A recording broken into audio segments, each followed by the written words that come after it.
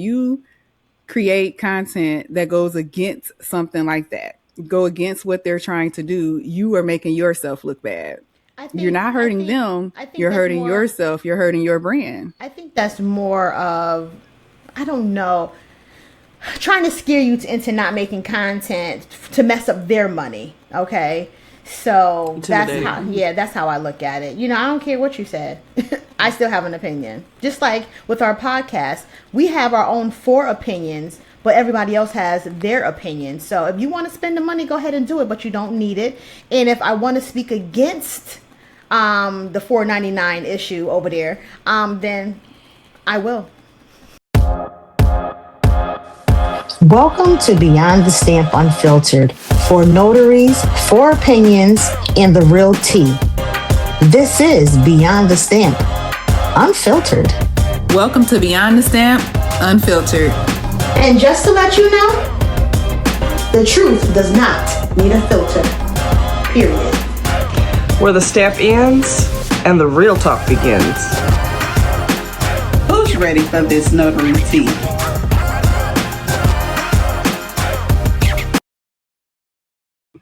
What's going on, everybody? Welcome to Beyond the Stamp Unfiltered. This is the notary show where you will laugh, learn, and we keep it real. I'm your host, Yolanda, and this is our premiere episode. Ladies, it's the premiere. Are you excited? I am. I'm absolutely. Let's get into it. All right, let's get into this. And of course, since this is our premiere, I am going to tell you guys what you can expect from this show, so you know what you're getting into. This is not no boring notary show. I know you're probably thinking that, but you're in the wrong place. This is not going to be boring. Before I get into that, I'm going to let my 3 lovely co-hosts go ahead and introduce themselves. Ladies. Hey, I'm Kimba, and I'm happy to be here and get to rock out with you guys. What's up, everybody? I'm Irene. And I'm Tina with the T. Okay. All right. So again, this is our premiere episode, so we want to let you guys know what you can expect from Beyond the Stamp Unfiltered. And please don't forget the unfilter, because we keeping it real. We bring in the drama. We bring in all the notary tea. That is what this show is about. This is not your typical boring notary broadcast. So if you thought that you were coming in here so that you can learn something, you will. But you also gonna laugh. You also go see the behind the scenes in the notary streets. You gonna have 4 different women giving you 4 different perspectives of what it is to be in these notary streets. Okay, so the social media drama, hot topics, what's going on in the world, what's going on in the culture. We talking about all of that. That is what you can expect on this show. So with that being said, we gonna jump right into this. I'm gonna check in with my co-host real quick. What's been going on with y'all? How was your weekend? Anybody do anything fun? Actually, I went to the movies to see Odyssey yesterday, actually. It was a 3-hour movie. Do not go and see it late at night because you still won't fall asleep. But it was 3 hours. We went about 4 o'clock, and it was a really good watch. Definitely have lots of popcorn and drinks but it's really interesting. I don't think I've seen the previews. What's that? What is the Odyssey about? It's about Troy taking over, about fighting and kind of like Game of Thrones and things like that. So, okay. If you like Game of Thrones, you will definitely like Troy. Got it. Anybody else do anything fun? I just worked. Boring weekend for me. And speaking of work, Miss Tina, what is it that you do? Tell the people what you do. I work in healthcare. All right, she being modest. This is our first show. We gonna bring it out of them. We gonna bring it out of them, y'all. Trust me. We just about to jump into our main topic of the show. Today, we are going to be talking about estate planning. Estate planning notarization. So if you have been paying attention to the social media, the notary side of social media, there has been a lot of recent drama or back and forth going around regarding estate planning and whether or not you need to have certain credentials, right? Certifications, things of of that nature, wanting to take classes, all of those things. However, many of us know that there has been estate planning notary for ages, right? People have been doing it every day, and it's just another notary service to most of us, right? It's general notary. It's what we do. Excuse me. So with that being said, we're going to get into this drama that's going on about this estate planning notarization, whether or not you need to have a certification. We about to talk about it. I want to know from my ladies, what is your current experience with estate planning? Miss Irene, what's your current experience?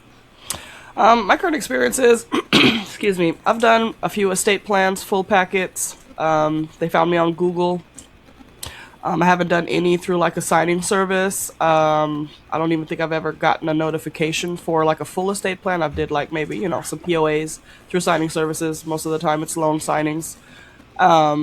But as far as, the gist of it, your stamp is all you need. So, I've been in these notary streets doing them. Right, I feel you. What about you, Miss Kimba? Well, I've been a notary 6 years, and I've done plenty of estate plannings. I did it in office, out of the office, at McDonald's, Dunkin' Donuts, you name it, okay? And nobody ever said to me that I needed some type of certification. All I need is my stamp. Let me check your IDs, and let me get this money. I feel you. And Tina, I know you the newbie in these notary streets. Have you had a lot of experience with estate planning? Actually, because I work in healthcare, I have a lot of relationships with social workers. So majority of my notarizations actually are estate planning. Now, I didn't take a big class. I believe as new notaries, we need to stay within our budget, set a budget. Otherwise, you're just going to go in debt, and then you really won't be making any money because you're just paying back the debt that you accumulated. So I've taken some, cheaper classes. Like my budget is $30 for a class. And those classes did help me. But honestly, I really didn't need them because a lot of the things is related to healthcare. So I felt more comfortable with estate planning. It's just for me, a lot of times, because I'm not going through a lawyer's office, it takes the family a while to fill it out because they typically don't have the paperwork ready. So I'm just sitting there waiting. And unfortunately, they want to ask you questions, but you can't answer them. They just have to figure it out on their own. Absolutely. And as far as me, when it comes to estate planning, my experience, I only had one attorney's office reach out to me directly, and I think they just found me on Google. Outside of that, all of my clients are self-prepared clients, people, like you said, that find their documents online and they just need a notary to help them get the documents notarized. Just people finding me on Google. And you brought up a good point, Tina, when you talked about the medical social worker. I do actually have a contact that's a hospice medical social worker. So I am called to people's house with her. Like she'll have me come meet her at her client's house. So for me, that is my experience with estate planning. I too did not take any type of courses or anything like that. I think a lot of times, especially on social media, people are pushing the whole work with an attorney, work with estate planning attorneys. Like that's just the go-to. But as you can see from all of our experience and most people's experience, there are thousands of people out there who are self-preparing their documents. They are not going through attorneys' offices, and it is still estate planning and they still need notaries. So, so what do you guys think about the whole push for you to, direct marketing, where you have to go through attorney partnership or whatever it is they're pushing out there? Do y'all try to market directly to attorneys? I personally, I don't. I do get a lot of business through my Google business page, and word of mouth.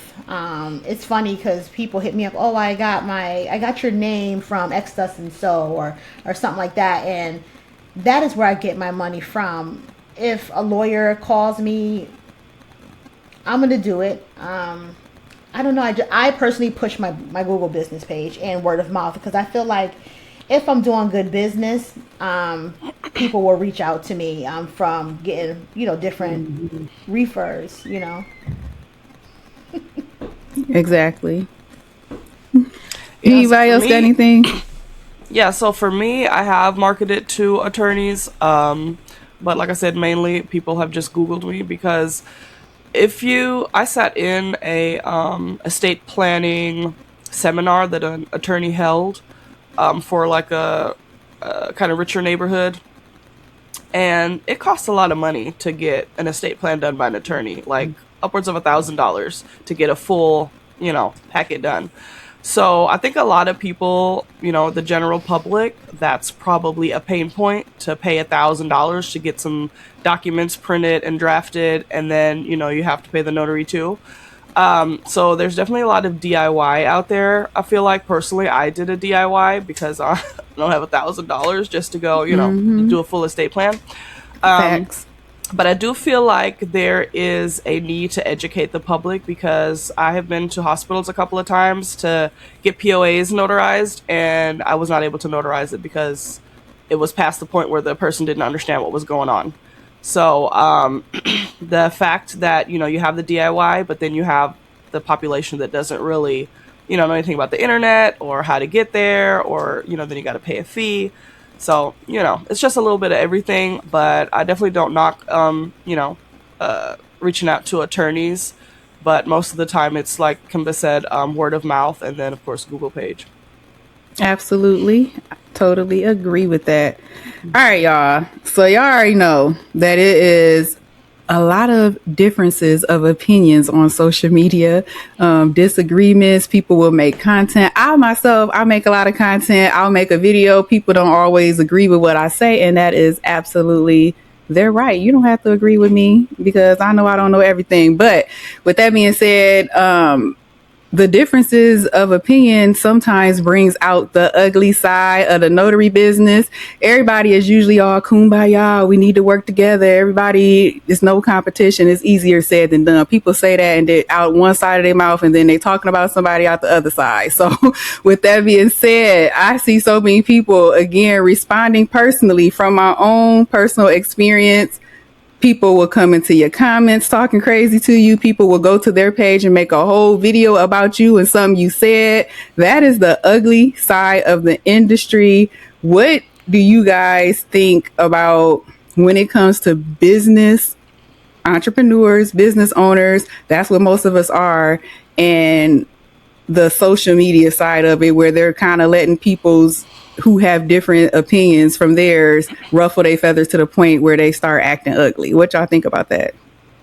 I mean, for me, if I was an affiliate with a program that I was pushing to sell, that I was making commission off of, I would do that. I would, make my content about my video. Make my content about the program and push it. But on the flip side, if I see someone else, another notary, creating a video that says you don't need it, I definitely would not hop in those comments and argue my point. I'm going to stay in my lane, which is I'm going to create my content. And then if you want to buy into it, that's what you want to do. But absolutely. I'm not going to, flip it around on the other notaries that don't have $499 to spend on a course. If you want to go take a free course or go to YouTube University, which is what I did when I first started. I went to a lot of YouTube universities. I got several certificates from there. And here I am almost 2 years later in these notary streets making money. So, Thank you. That's just how I feel like it is. Yeah, I just feel like, why are you what you think, Tina? Oh. Go ahead, Kiva. So I'm just like, $499. $500 is enough to start my whole business. Okay, so I started that. Okay, with that. So I am not, with a hard T, not paying $499 for that. However, when I did get started, something what Tina said, I spent like $30 to learn how to do sign and service documents, to real estate documents or what have you. But I will not spend that much money for no course, okay? Because, you will make that money back. I will say you will make that money back, but you are still it's not necessary. Point blank and all the way to the period on that one. It's not necessary. It's more for me. I think it's more marketing than anything.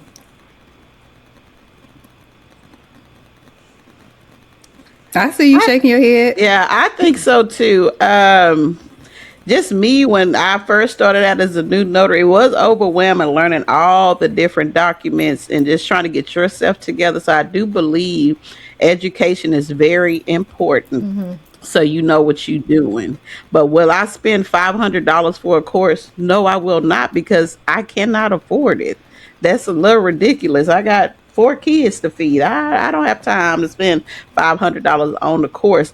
But to me, the most important thing that I feel like that helped me a lot is get you some notary friends that you can feed off of, that you can ask questions to. And I feel like that will help me the most in my business is just my notary buddies that I run to for help, ask them questions. Mm-hmm. And then, of course, you always can go back to your state just to make sure you're doing everything correct. Very, very smart. Very true. Collaboration, right? Like we got going. Collaboration. That's exactly what it is. Exactly. So I definitely agree with all of you ladies. But what about those people who feel like, especially what we doing right now, right? We got our show, we got our podcast, we airing this episode, so everybody gonna see what we talking about. And again, making content that's not necessarily against what other people are doing. It's not telling people not to go spend your money, not to do those things. It's really just letting new people understand, helping them understand, I should say,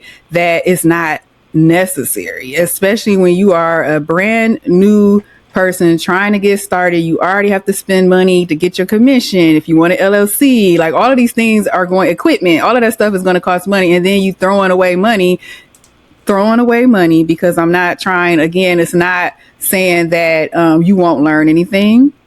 I have not personally taken the class, but I have heard a lot of people who endorse it. They advocate for it. It is very informative. I guess you will learn some things, but it's the price tag for me. It's the price tag for me. That's all I got to say about it. That people were saying that they should have saved their money and they wanted a refund back. Oh, wow. Oh, I did. Okay. Well, nice. Well, apparently a couple of years ago, it was $199, and just recently went up to $499. I wonder why. So I feel like $199 is a much more affordable price point. Mm-hmm. So with them bumping it up that much, I feel like it's just a money grab, and a lot of notaries are falling for it. Do they have a firm? I'm just not one of them. Probably. I don't know. I would. Oh, you said a firm, like the payment plan, like Klarna. Yeah. Hey, they may. Hey, that's actually a good business savvy right there, having stuff like that. Make sure people could actually afford some things, I guess. But does that mean you really can afford it just because you making payments? You probably still can't afford it. But anyway, we gonna keep it moving. Again, talking about estate planning. We was talking about the credentials. I also want to add freedom of speech, right? Mm-hmm. People can have different opinions. They can say what they want to say. Is it right when people who obvious like us, we kind of are on the other side, we on the left side of that whole course? Is it fair for the people who are on the right side, the people who are the advocates, the people who have the credential, to get upset with those of us who don't agree? Because I've seen a video where some of the creators of the program basically said that when you create content that goes against something like that, go against what they're trying to do, you are making yourself look bad. You're not hurting them. You're hurting yourself. You're hurting your brand. I think that's more of, I don't know, trying to scare you into not making content to mess up their money. Okay. So that's how I look at it. I don't care what you said. I still have an opinion. Just like with our podcast, we have our own 4 opinions, but everybody else has their opinion. So if you want to spend the money, go ahead and do it, but you don't need it. And if I want to speak against the $4.99 issue over there, then I will. Mm-hmm. Another aspect that I've heard on TikTok is I guess they have like a group of lawyers that they work with that they can help you get business from. But I just think it's more important to get out there and talk to the lawyers that's in your community because those are the ones that are going to be working with you and give you more business, which is going to help with your revenue, with your business. Is it a Ponzi scheme? To that And point, do you believe that? I mean, I don't know. I think Irene about to say what I'm about to say because I was like, I asked Tina, do you believe that? Irene, go ahead. So my point is, every time that I've talked to an attorney, 0 attorneys have asked me for a credential in estate planning. All I need is my stamp and my journal and a pen and my 4 eyes. Okay? That's what I need. And do you believe that, Tina, about the whole network of attorneys? Or I'm asking, you don't even have to answer. Let me answer myself. Because the reason I asked if you believe it is because there's marketing tactics, right? People, if they are trying to get you to do something, they will say anything. And I am not saying that it's not true because I'm telling y'all right now, I do not know. They probably absolutely do have that, right? But what I want to know is from those people who have spent the money, they've taken it, how many of those attorneys in that network do you now currently work for? That's what I want to know. If you can start showing some proof and not from the advocates of it, the top dogs, the people who did this years ago, and now they kind of partnering together to kind of push this on everybody else. I'm not talking about them. I'm not talking about the ones who go and make the videos talking about, oh, I just finished the course. And guess what? 10 attorneys reached out to me. I'm talking about the real people that's watching this show. Y'all watching and you sitting here like, damn, I spent my money. We need y'all to respond and let us know what was your experience after you paid that money. Anybody else got anything to say about that before we move on? And even just on that, just when it comes to that type of network or when you're dealing with signing services, we hear the preferred notary. So if you're not the preferred notary, are you really going to get some business is my question. Okay. Yeah, I think you could be spending your time doing your own marketing and you would probably get a lot further with estate planning than sitting around waiting on somebody to hand you business because that's what it is. You paying money because you think somebody gonna hand you business and that's not how this works. All right, y'all. So on this show, we have a lot of different segments. Again, this is the premiere. So I'm going to explain a lot of stuff as we go since this is our first episode and you guys are here for the first time. So this next segment we have coming up is called You Just Might Learn Something. Our topic of the day is estate planning. So in this segment, we are going to help those newer notaries actually learn something from the show, right? We ain't here just to talk crazy. We also gonna try to teach y'all a little bit. So with that being said, who wants to tell our listeners what estate planning notarization actually is? What does it entail? Go ahead, Irene. You got this. No volunteers. Well, I mean, what it entails is it's got several different documents if you have a full estate plan. So you've got your power of attorneys, which gives people the power to act on your behalf for different things.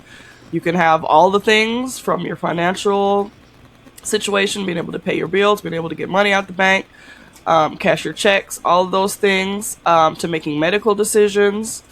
If you become incapacitated, if you're unconscious, if you have a stroke, anything like that, that takes care of it. And then just depending on like the one attorney that I work with, they have like, I think in a single person's packet, it's like 9 notarizations for all the different POAs and medical directives and all the documents that they have. So it's probably state specific. I know in Arkansas, the will doesn't have to be notarized.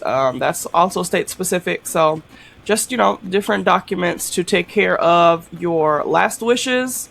And if you were to become incapacitated, what happens with you and with your estate. Absolutely. A will is a self-proving document in most states. to go along and kind of piggyback off of what Miss Irene said. So for those of you watching, go Google it, self-proving, so you can figure out what that means. But that's some little homework for y'all to do. But agree with everything you just said. What is a notary's role in this? Are we preparing documents, Miss Tina? We are not preparing documents. We are just verifying your signature. Absolutely. So don't add any more additional information. Here in Texas, you do need witnesses. So make sure you have 2 witnesses that you can use if the family isn't able to provide one. Yep, because we're not attorneys. You got to stay in your lane as a notary. You are not an attorney. You're not supposed to be telling them what goes where, who to pick for their beneficiary. Don't help them with none of that stuff, because you are not an attorney. So that is the unlicensed practicing of law. We stay in our role as a notary. Right. Another so thing don't go ahead. Provide the paperwork, because some of them was like, well, can you find me some? Can you print it for me? No, ma'am, Pam, I cannot. Let me know when you're ready. Yep. I think the only exception to, and it's not providing paperwork, if you have a situation where they don't have a printer and they're like, can I send this to you? Can you print it out? Can you bring it? Absolutely. You can do that, because you are only bringing their documents to them. Right. You're not altering them. You're not doing anything. They sent them to you. You printed them and you taking them with you to the appointment. That's fine. But don't go on there Googling Indiana power of attorney template and trying to print that out and taking it. That's not your job. Right. That is still the unlicensed practicing of law. And Miss Kimba, we hear a term called red flags in estate planning. What are some red flags that you can think of when you walk into a client's home for an estate planning appointment? For me, people acting kind of funny. I fill out the vibe. If the client has dementia, and I'll talk to the client to see if they're in their right mind. I don't know, everybody looking around. They're not showing me proper ID. The ID looks different than who they are. I'm just looking at the documents. So those are some of the steps that I look for. And I ask a lot of questions. What's today? What's tomorrow? Who's the president? And everything else. Mm-hmm. So that kind of goes along with mental capacity, which is what I was going to talk about next. Checking for mental capacity, making sure that the person who is basically signing their life away to someone else knows what's going on. So you hit some key points when it comes to checking mental capacity. It's okay to say no, to not notarize the document once you get there. No, it's your job to say no. It's your job to say no. Some people feel pressured that they still have to sign the document. What I'm saying is, don't feel pressured to sign the document. If it does not look right and it does not feel right, I say, I'm sorry, but I cannot notarize your document. I feel like you don't have everything in order or something of that nature, but back up out of it. You know what I mean? Safely. Absolutely. That is absolutely your job as a notary. You never move forward because once they have those documents, they can go and sell that person's house. They can do whatever, take their money out the bank. So if something seems off, it is your job as a notary, a professional notary, to stop dead in your tracks and let them know, hey, I can't move forward with this for whatever reason. But back to the red flags really quick. What if you go into a situation, Irene, and let's say someone's adult son reached out to you, set the appointment up for their mom, get to the house, and they just want to keep talking to you. They trying to distract you from talking to their mama, and they just want to keep on talking to you. What is that a red flag? Oh, that's absolutely a red flag. You definitely have to command the room and read the room. And follow through with your steps on what it is that you ask your signer to make sure they are of a sound mind and understand what it is they're signing. I have had that issue before where I was in the hospital and the person, was medicated heavily. They were, I think, in a car wreck. They were elderly and they had no clue why I was there. So I respectfully told them that I would not be able to perform this notarization at this time, and I left. And that was just that. You got anything to add, Miss Tina? The other thing I do, well, because I actually do them quite frequently, I do like when I walk into the home, and typically the client will talk to you. But I had this lady, she was like, I'm giving my son the car. It was supposed to be estate planning, but I ended up notarizing three other documents because she was trying to have everything in order. Unfortunately, she was on hospice, but she was saying what she wanted, what she didn't want. And she ended up calling me back because her will was from 19, I think, 88.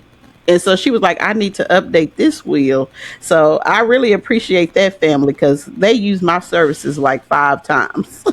And that's amazing. And that's the ideal situation when you walk in and you really don't even have to ask questions because you know they telling you as soon as you come in, I'm about to, and sometimes they'll even joke, I'm about to get him everything. That's the kind of clients that they absolutely know exactly what's going on. But it is our job to always make sure that nobody's being taken advantage of. That's part of your job as a notary is to help deter fraud, special elder abuse, all of those things. That's part of our job. So absolutely make sure you're checking mental capacity and you are looking for all of those red flags and you always are speaking directly to the signer.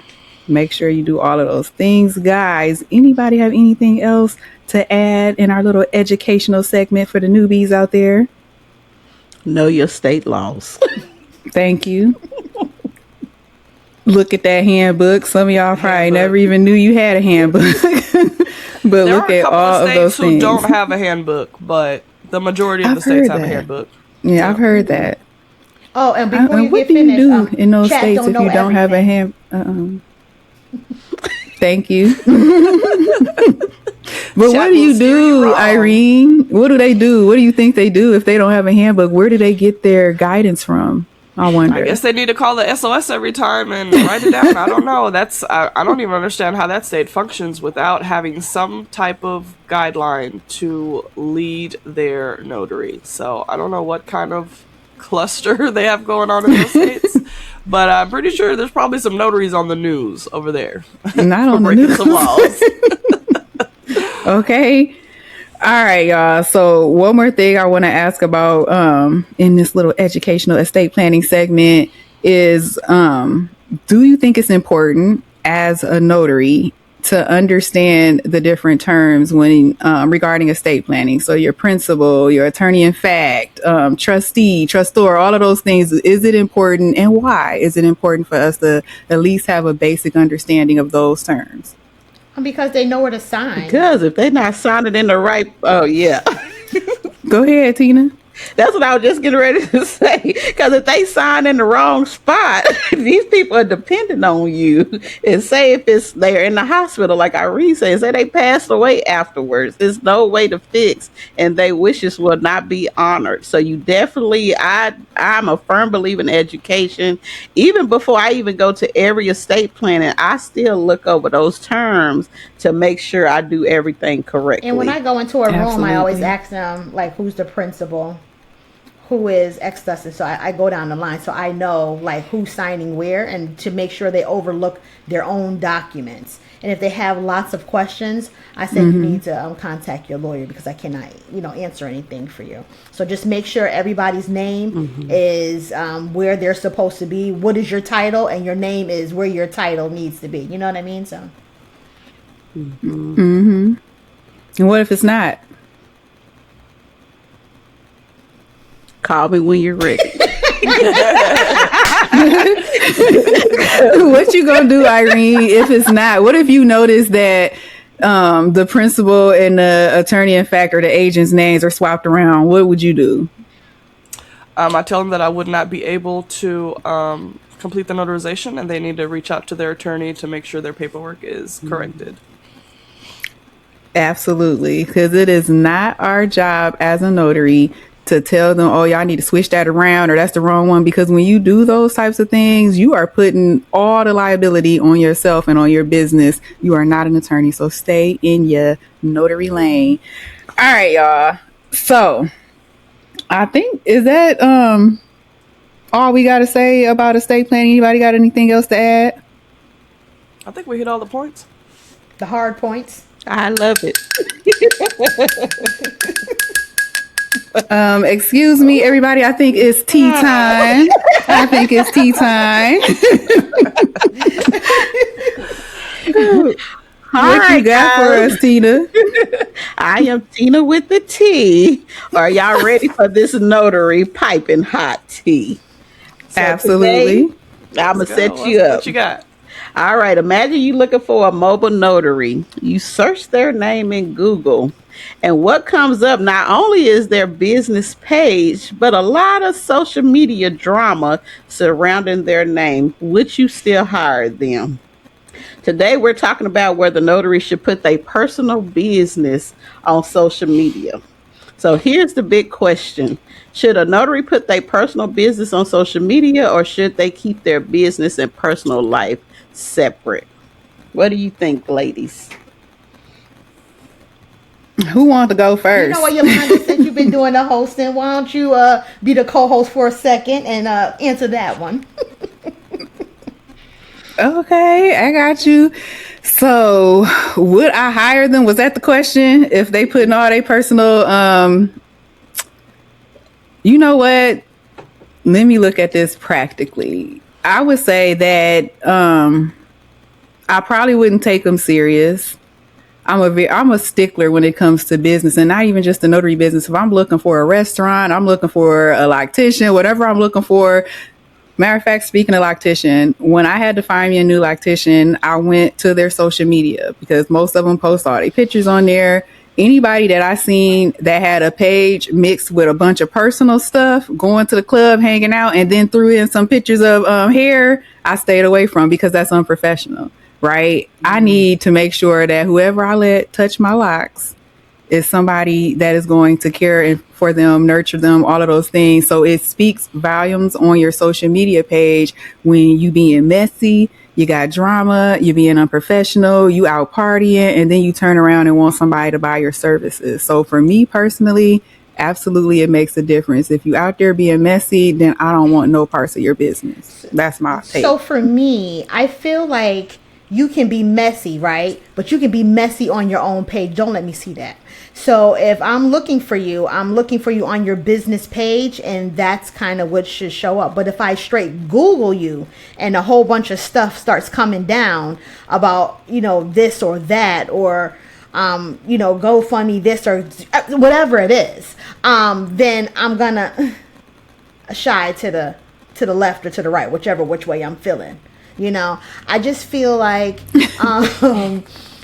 you can definitely still work with somebody that's messy. So messy can be here, business over here. So make sure you have a clean line between the two. But if it's blurred, I'm not messing with you. Facts. Yeah, my take on that is obviously we all have personal lives. Obviously, before we became business owners, we had personal lives, maybe a little different personal lives, right? And then throughout the years, our personal lives have changed. So I'm not saying that you should erase your personal life, but what you put on the internet matters.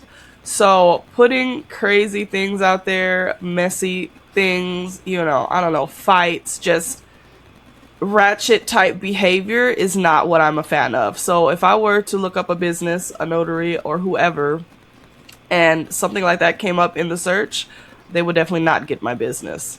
So definitely, if you have stuff like that in your past, maybe you need to scrub your social media. I don't know. They say the internet's forever, so some things you might not be able to get rid of. Maybe mugshots or something. I don't know. But but for the most part, once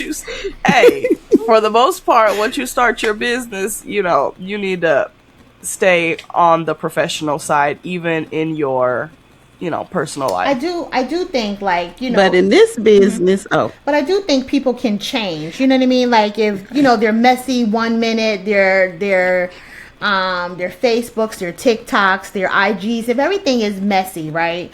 You can start changing your content and they'll at least push it down. You know what I mean? Mm-hmm. And you start bringing up positivity, bringing more professionalism, all those different things. Just change your image. You know what I'm saying? Because people grow. People learn from them mistakes and things like that. So I I try not to judge because I don't want to be judged. But when you see a whole bunch of messy, you're definitely gonna judge. So I try to keep the things separate. But sometimes when you like I said, if it's blurred lines, then I personally wouldn't go there. But go ahead, Tina. But right now we are in a time where social media is big, is piping. Sometimes you just being your authentic self and your page grows. And so sometimes you do got to drop a little tea to get more following in order for you to grow on those social media page. So my question is relatability more important than professionalism? That's a good question. I've been kind of on the fence with that because personally I am trying to grow my social media. I am monetized on some of my platforms, and I would love to make money in my sleep, but I just have not ventured into the territory of just putting outrageous stuff out there, that would have me looking unprofessional just for the clicks. So, I'm just going to try to do it organically. I'm going to post what I post that's not, too crazy or far-fetched. I'm probably going to post a video about when my dog was attacked that is a little traumatic. I haven't posted it yet. And maybe it'll take off, maybe it doesn't. But as far as like just putting crazy stuff out there, I'm just not with it personally. I feel the same. Mm-hmm. For me, I've been on YouTube for over 14 years. And I vlog my everyday life and what I'm going through, what my life is at that moment, right? But I never put anything outrageous. I don't fabricate a lot of stuff. That's probably why I don't have that many views. And I'm okay with that. So I'm going to always stay my authentic self. I think it's a fine line. It's a fine line between being a content creator and then being a business owner. I consider myself both. If you know my TikTok, I do have a lot of content, and I consider myself a notary content creator. So that's what that page is all about.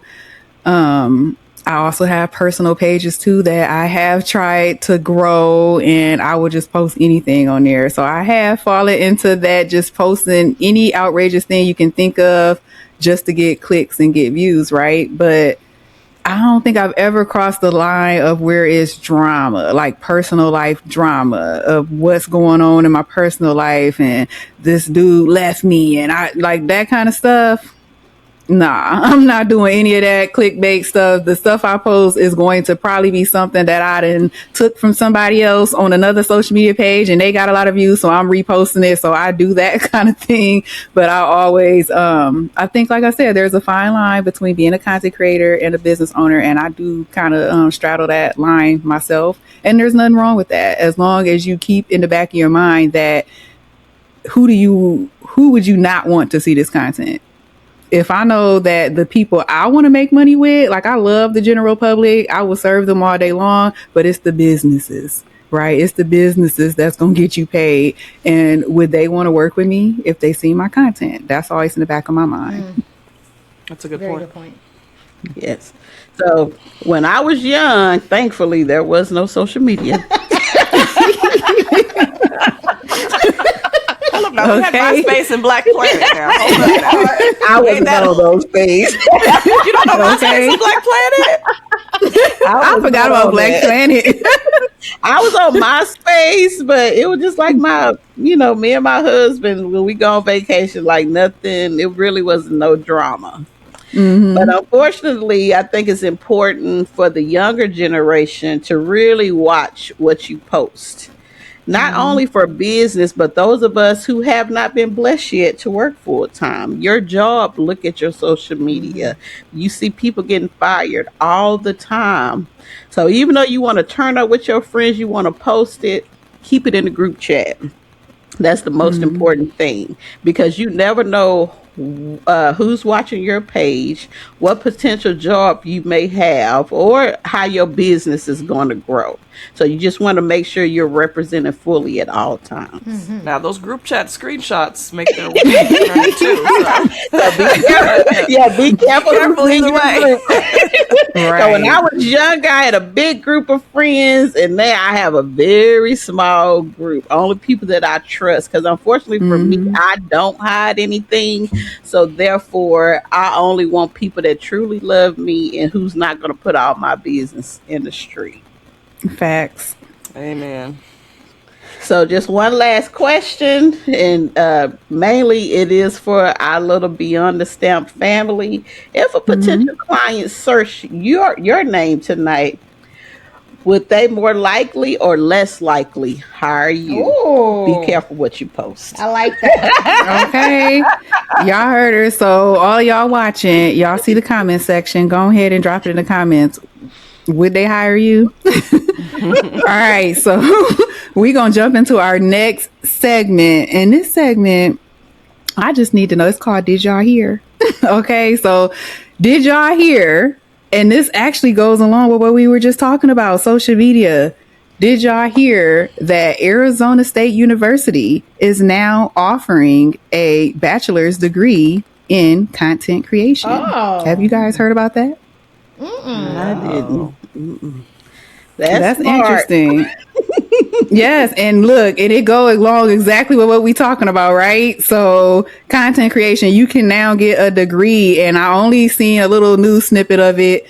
And they basically said that they are teaching you all of the, I guess, what you're supposed to do online in order to get the people watching you, get the followers, get the brand deals. That's something that they are teaching about. That's nice. So you actually can make money as a professional content creator. I like that. So I don't know. Do y'all think that's something that is necessary nowadays? I mean, if it's $4.99, I don't know. You know what? It's probably gonna be more than that. It is a college degree. Well, hopefully they got and it said math. Yeah. Oh yeah. But it said you're gonna have to take some math courses. I think they said some writing courses, things like that. So it's a real degree now. Did you say bachelor's degree? Mm-hmm. Oh yeah, that's some thousands of dollars. So you're going to be in student debt for that. Because in this country, that's a big money maker, unfortunately. Versus other countries, you can go to college for free. I think it's probably a necessary course for the times, but meantime, high school students don't know how to balance a checkbook, or how credit works, or how you buy a house, or all those things that American students do not learn in high school. Or how to preach. Or how to maybe we need to revamp the high school curriculum. All right. I totally agree because I hear all the time, even when it comes to things like healthcare, our country is just like so behind on a lot of things. So yeah. What you think about that, Tina? Well, I think if it's somebody like me, I wouldn't want my bachelor's degree. Don't get me wrong. But I would like a little class to just teach me, because I have for the most part, no social media profile. Nothing's going on with my profile. You go to my page, you're going to be like, okay. You just want an elective. You're probably going to keep on scrolling. But I would like to learn a little something, because the problem is when people make it big, they don't tell you everything. They give you a little bit, and here come the classes. And those are the people that I do not watch, because I do look for authentic people. And if I feel like you connected to me via screen or via my cell phone, then I will watch you. So I do think it's an interesting class, but a bachelor's degree, I don't think so. All right, you just want the certificate program. Yes, I just need to learn a little something. 6 weeks. Okay. All right, y'all. Anybody got anything else to add to that? No, I think she covered it, and I will take the certificate class as well. Yeah, I don't know. Like bachelor's is, I mean, I guess it would depend on what job you gonna get after that. Like who is gonna accept the credential?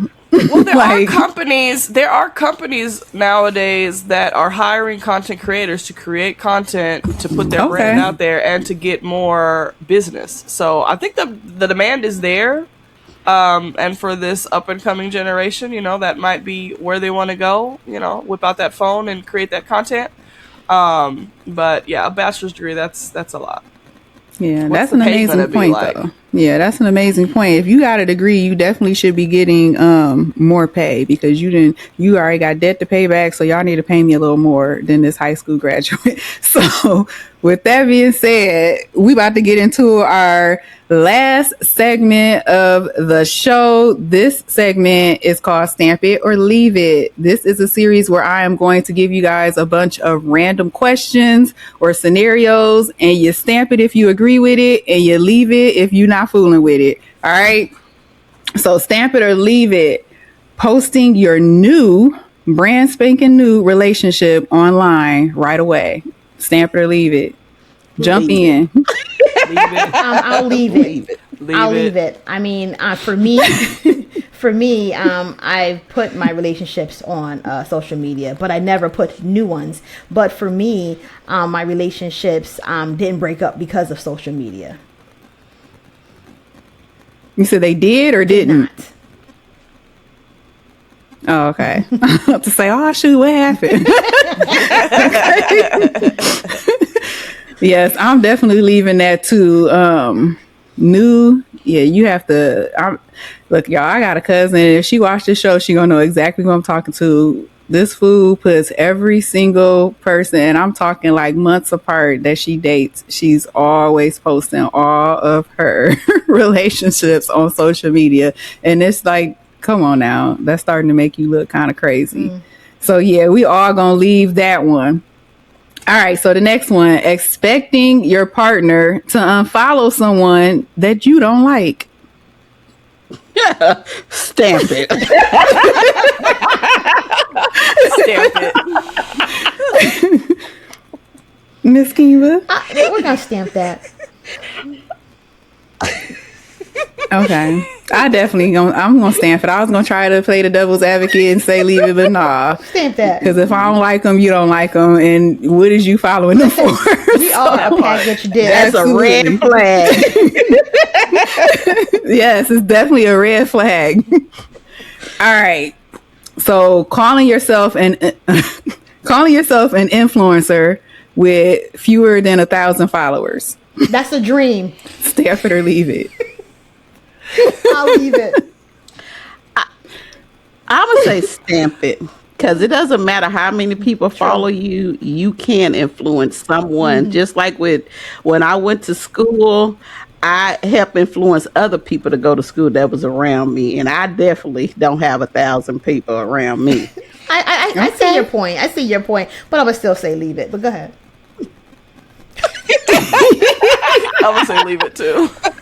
Yes, I'm gonna say leave it because I get your point. Because you can have one follower, and if you influence that person, I guess technically you're an influencer, but maybe you just influenced that person. You're not an influencer because it's not nobody else thinking about you. So I'm gonna leave that one too. So we was kind of split on that one. Mm-hmm. All right, so cutting off your friends who never support your business. Stamp it or leave it. Ooh. Stamp it. Oh no, I'm gonna have to leave that one because I have one of my best friends. She do not support. I'm gonna use my sister too because she has her business. She has never supported my sister's business. I don't even think she have supported my business, but she have gave me words of encouragement and she has prayed for my business. Okay. I'm gonna say stamp it because my bestie has supported my business, my daughter's business, my mama's business. She's supported my whole family's business. Whatever business we had, she supported it. So, yeah. If you ain't, and I have a very small circle of friends. So, yeah. If that circle can't support the little bit that I do or my family does, then are we really friends? I hear that. I'm going to still say leave it. I feel what you just said. I'm going to say leave it. I have a very small circle as well. And I know they're going to watch this podcast eventually. So they going to know exactly who I'm talking about. But I would say leave it, because do I feel that they always support my business? No.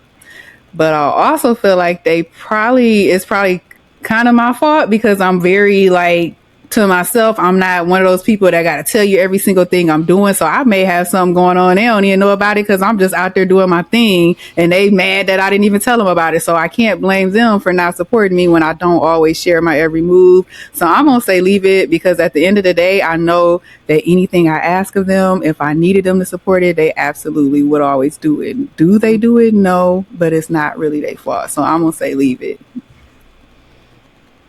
Kimba, did you go? I didn't. I'm gonna stamp it in. I'm gonna leave it. Okay, I'm on both sides, because sometimes I feel like I don't want to tell people what I'm doing, because I don't want them to say anything to discourage me. And then once I get things up and running, then I'll say something. And if they know it's there, and if they want to help me or give me some words of advice or whatever at that time, then that's fine. But I've learned to keep things kind of to myself until after I got things moving. Mm-hmm. That definitely sounds like me too. All right, y'all, I got one more. Okay. Keeping all your best marketing secrets to yourself. Stamp it or leave it. Leave it. I'm going to leave it. I love to bless other people's life, because I feel like what's for me is for me, and me teaching you something is not going to hurt me. I want us all to grow. Work. Yeah. I want us all to grow. So that's one reason why I want to do social media for other new notaries, just showing them like what's in my notary bag and try to help them as much as I can. Because it's going to be a year that I've been a notary at the end of August, and I do love helping people. Absolutely. So y'all know I'm going to leave it because of the same reason. Y'all already know that I be on live doing the Q&As, giving free advice left and right.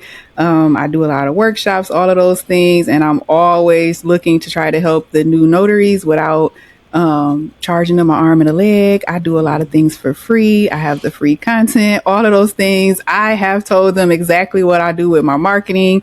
So yeah, I'm going to leave it. I don't keep it to myself, because exactly like you said, what's for me is for me, and nobody can take that away. If I'm going to be blessed, I'm going to be blessed. So why not be a blessing to others? So I'm leaving it. I'm a definite. And you did bless me as a new notary. I appreciate that. I personally, I'm going to go ahead and leave it as well, because I don't mind helping people. As y'all already know, I'm always the glassy-eyed person that always want to look at the brighter side of things, and I'm always trying to give words of encouragement to people. So that's me. But honey, I will not share my recipes. That you ain't gonna get. Okay.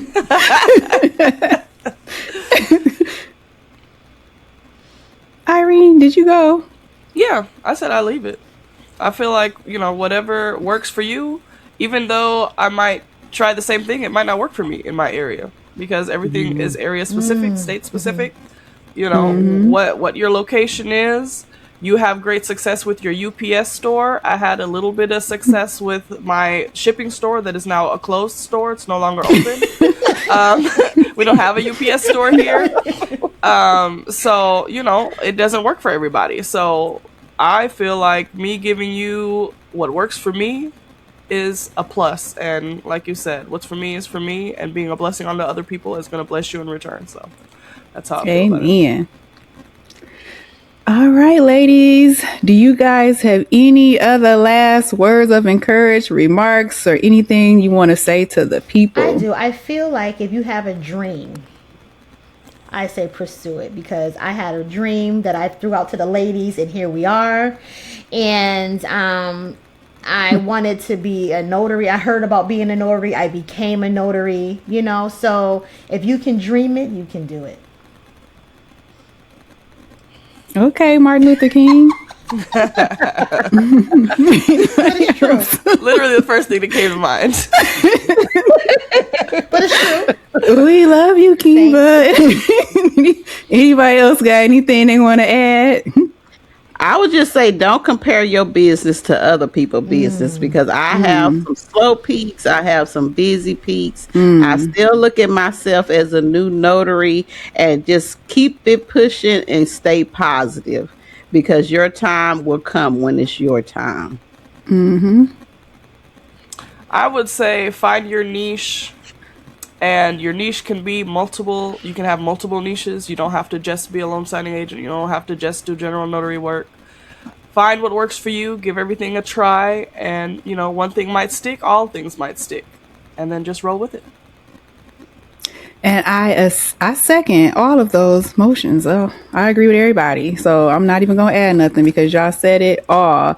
And that brings us to the end of our premiere episode. I hope you guys enjoyed the show. We want to thank you for joining us. And please be sure to tune in every Thursday. And we're going to do this at 8 p.m. Eastern Standard Time. So I'm not sure where you are in the country. That is Eastern Standard Time. But you can watch the video anyway. Just go ahead and like, subscribe, follow the page, and you can go back and watch the videos whenever you choose. But for the brand new airings, they will be on Thursday evenings, 8 p.m. Eastern Standard Time. So always remember, and I'm reading it today, y'all, but I need y'all to remember, every signature tells a story. Protect your business, protect your commission, and always leave your mark. And we will see you next time on Beyond the Stamp Unfiltered. Bye. Bye. Bye.